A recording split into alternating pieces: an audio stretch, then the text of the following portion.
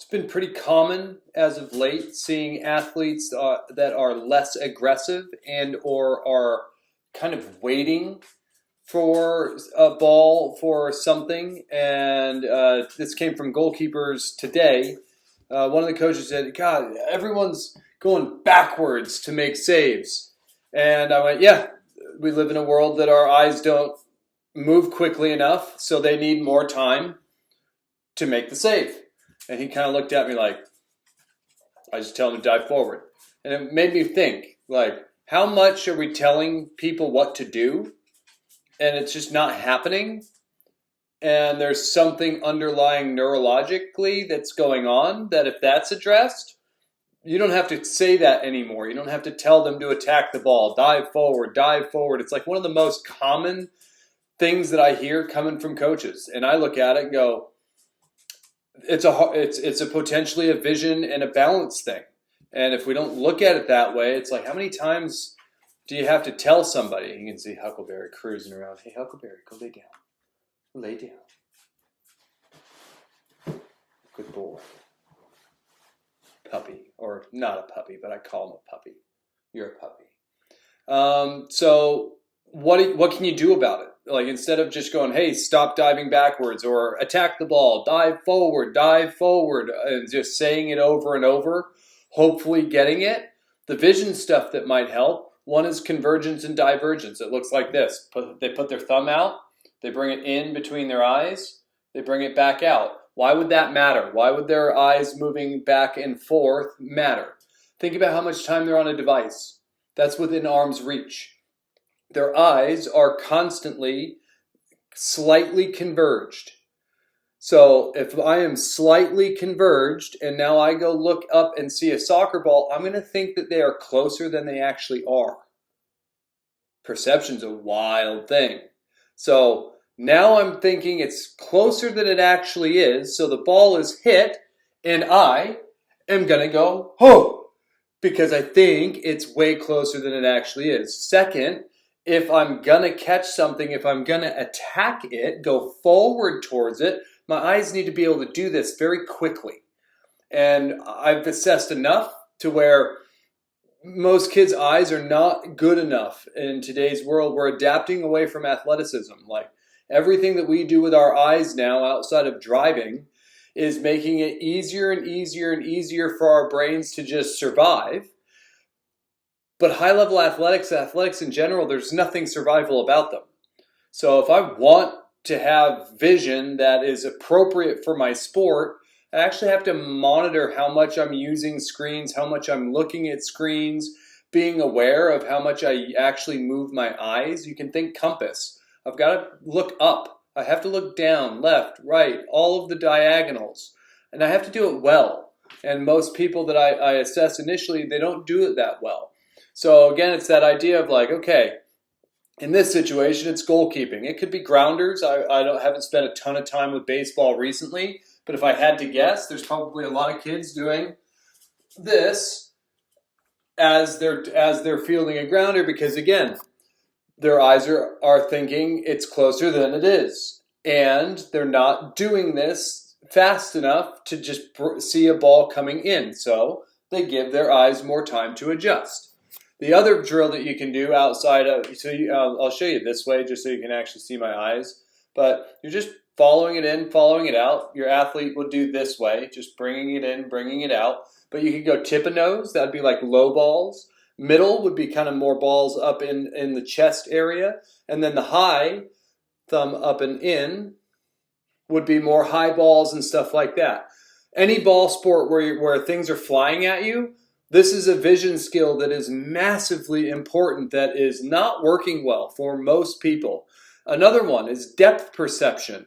So combining my ability to bring in and bring out and actually switch in and switch out. So the drill for that would be just holding something within arm's reach, looking at that thumb, snapping to look at something in the distance. Thumb, distance, thumb, distance. Your goal is to switch only as quickly as you can see it clearly.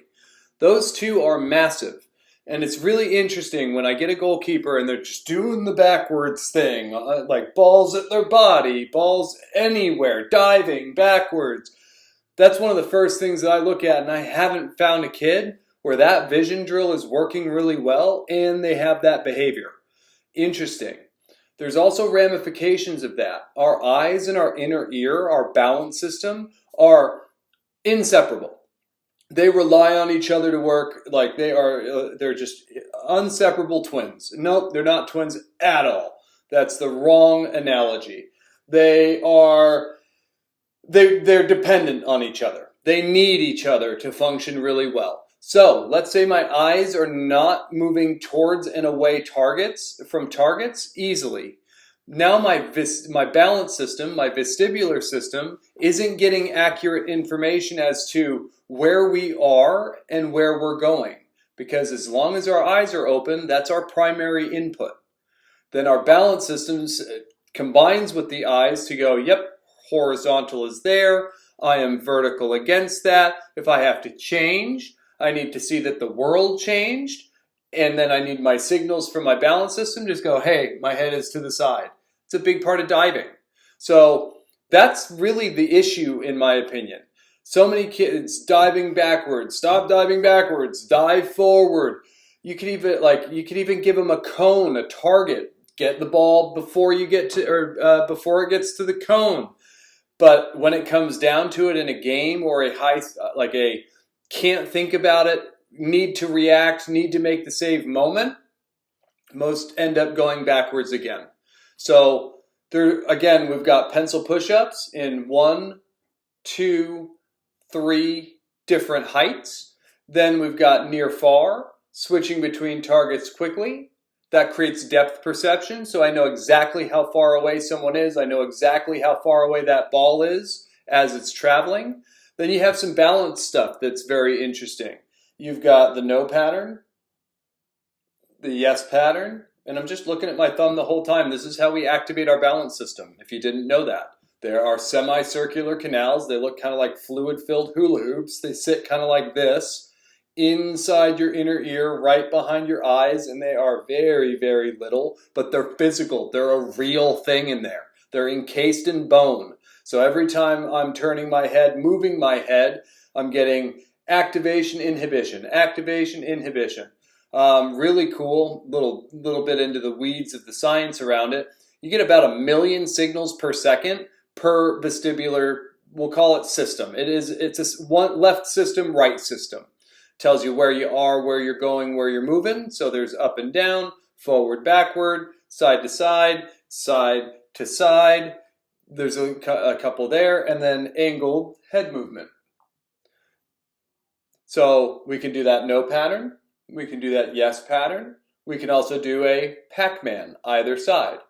Back, forward, back, forward. Other one, back, forward, back, forward. The interesting part of those is that's a human reflex. That's not what you see in a lot of sport. Sometimes, I mean, it is designed for, hey, I can look at a target and keep it clear while I'm moving my head any which way. But a lot of times it starts with that and it ends with my head tracking something. We call that VOR cancellation. This one, the fancy terms for all of you, vestibular system, ocular, eyes, reflex. It happens like that. So again, target stays still, eyes look at it, head moves. That's the reflex, VOR. VORC is a cancellation. Now the target moves and my head and eyes track it together. And that is the same pattern. You've got your no pattern, yes pattern, and Pac-Mans.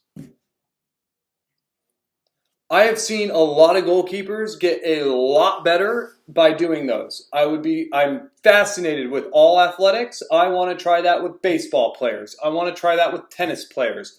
Golf is different. That's a VCR where you are looking to move your body under a stable head. So that's a different balance skill and a vision skill, but it can be practiced. So how many times? Keep your head still, keep your head still, keep your head still. At what point are we going, maybe there's something underlying that's not allowing them to do that? Same with goalkeeping, same with, with shooting a basketball. The convergence divergence thing is much more, or in-depth perception thing, look, snap, snap, snap, is do I constantly miss short? Do I constantly miss long? Am I jumping and just losing where I am in space? Am I not a good rebounder? Am I missing a lot of layups? Stuff like that, where I'm moving my head in these different, or in really the upward positions. Or it could be just simply, am I staying healthy in my sport? Volleyball, big one.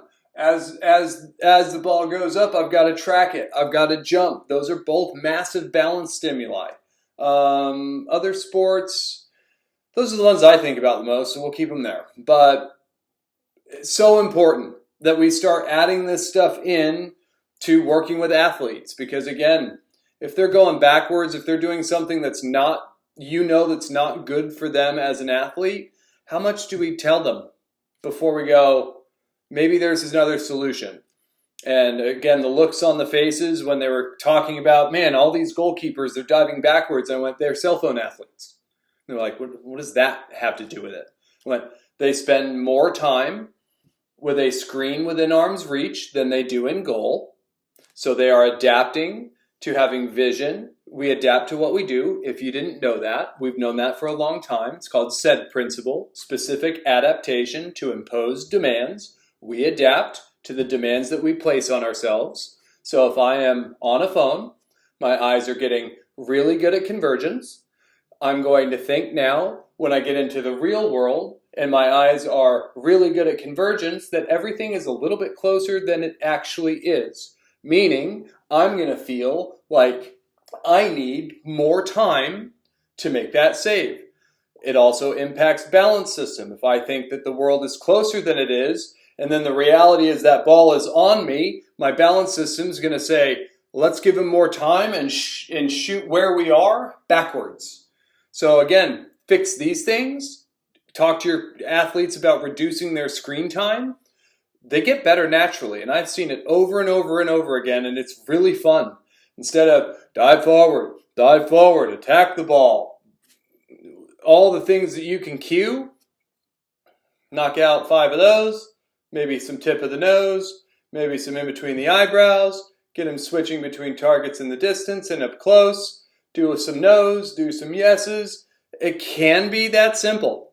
Sometimes kids need more. They have concussion history. They have contacts and glasses. Might need a slightly different approach. But if no one's doing this now, we're not going to know who's going to get helped or who's not. And the looks on the faces, again, full circle, we're just like, what are you talking about? I'm like, right, this stuff isn't in the world yet, but it needs to be. And there's a little bit about goalkeepers diving backwards. That goes into dropping balls that you shouldn't. Think any sport, racket sport, I'm just not consistently accurate. I am late to get to a ball. I'm coming backwards to do it. Volleyball, spiked sets. If I'm moving backwards on the set, if I'm not seeing the ball and I'm mishitting it over the net, if I'm missing blocks, vision and balance is what sets all of those types of activities to start. Baseball, I'm on my heels for a grounder. I am on the back foot when I want to throw it. Everything seems a little closer than it actually is. It doesn't seem like I need that much. And then it falls short. It skips into the base. Those are some basics, and they go a really long way. I've seen it happen a lot of times now to where I'm very comfortable talking about it, and it's really exciting when you add something so simple. And it's just understanding what the specifics or requirements are of that given moment in a sport. And unfortunately, we're not taught head up or neck up. But the head is everything in athletics. Everything. What you see, how you're balancing, the decisions that you make, body just follows suit. And the sooner we get to training the head and everything involved with it, man, we are going to start seeing athleticism go back in the right direction. We'll start seeing injury rates level out and reduce. It feels like we're kind of in an imbalanced world where there are less athletic people, less great players, and a whole lot more not as athletic, not as great, and injuries. And if that's one of those people that is, I am great at my sport but can't stay healthy, The answers are probably up here in the head.